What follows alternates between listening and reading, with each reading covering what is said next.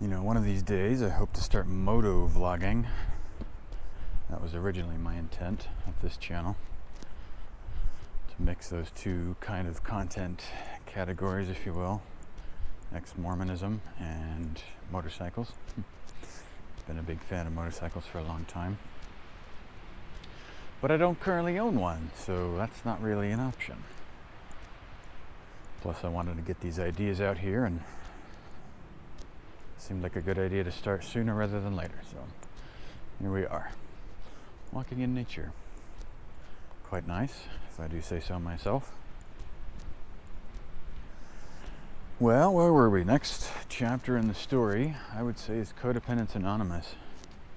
Sometime in 2013, I believe, around that time, my family started going to family therapy.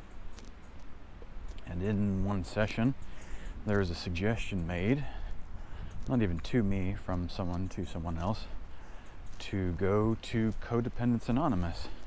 It's a 12-step support group, similar to Alcoholics Anonymous, and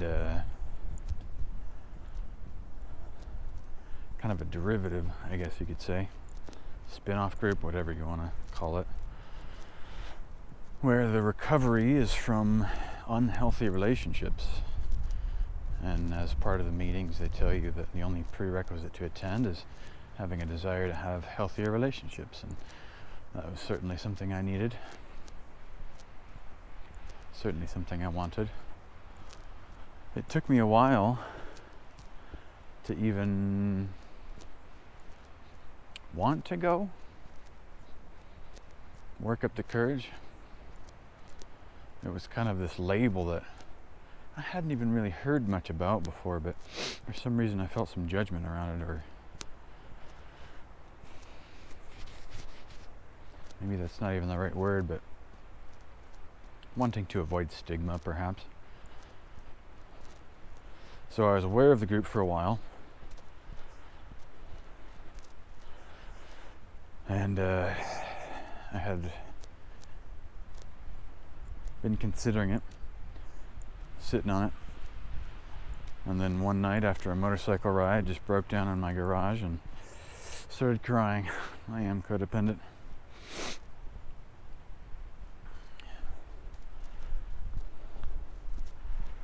And then I think my 24th birthday, several days after that, was my first meeting.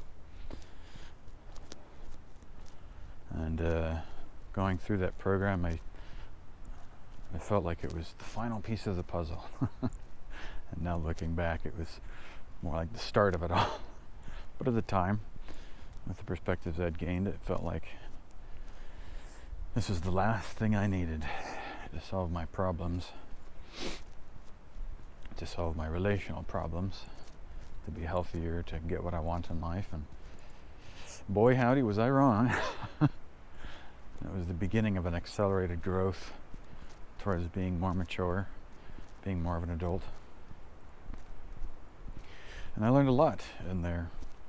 One of the major takeaways was the concept of becoming your own parents, of taking on that role for yourself, recognizing, acknowledging, accepting that your parents in some way had failed you. And mine certainly had, I feel. They failed to prepare me for life. They failed to raise me in a way to allow me to be mature and healthy in relationships. So what now? Well, it's nobody else that's going to do it, so it's got to be you. And that felt catastrophic. I remember that night that I was crying in my garage, just that feeling of catastrophe, this kind of sorrow, great sense of loss but I thought I was all right, thought I was okay, I thought I was this certain way. Maybe it was a breakdown of self-image. But there was an empowerment that went along with it. Accepting that I was the problem in my life means that I could finally do something about it. It means I was no longer helpless, dependent on other people to solve my problems. I didn't need to worry about someone maybe coming along that could help me, that could take care of me.